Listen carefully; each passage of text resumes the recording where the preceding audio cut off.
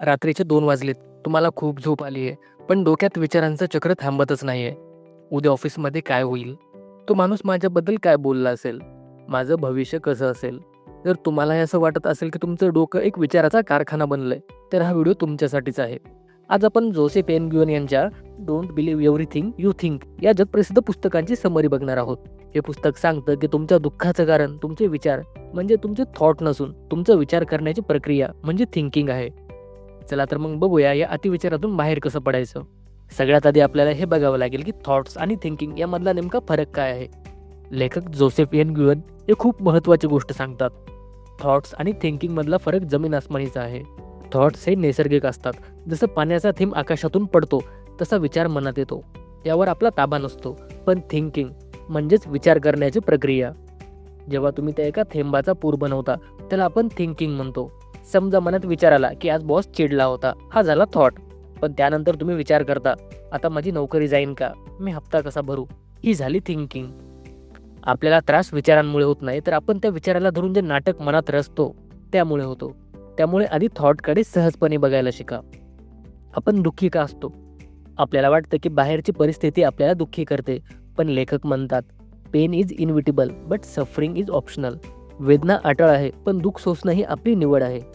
जर तुम्ही विचार करणं थांबवलं, तर तुम्ही आपोआप शांततेच्या स्थितीत जाता. विचार हे ढगांसारखे आहेत.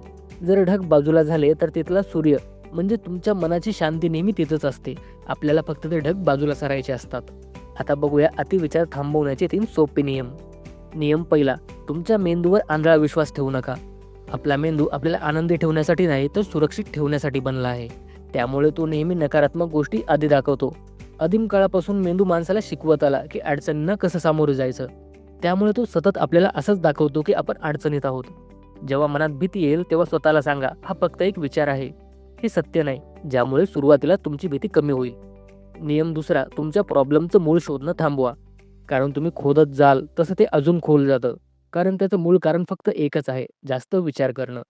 परिस्थिती बदलण्यापेक्षा तुमची विचार करण्याची पद्धत बदला. नियम तिसरा, वर्तमानात परत या. अतिविचार नेहमी भूतकाळात किंवा भविष्यात असतात. वर्तमानात फक्त कृती असते. जेव्हा खूप विचार येतील तेव्हा फक्त आपल्या श्वासांवर लक्ष केंद्रित करा आणि वर्तमानाकडे प्रॅक्टिकली बघा.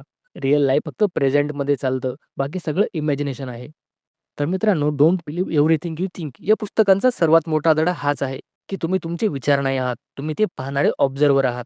विचार येऊ द्या आणि जाऊ द्या, त्यांना पकडून ठेवू नका. जर तुम्हाला हा व्हिडिओ आवडला असेल आणि तुम्हाला हे अतिविचाराचा त्रास होत असेल, तर कमेंट्समध्ये आय एम पीस असं नक्की लिहा. अशाच नवीन पुस्तकांच्या समरी आणि रिव्ह्यूसाठी आपल्या बुकशेल्फ मराठी चॅनलला सबस्क्राईब करायला विसरू नका.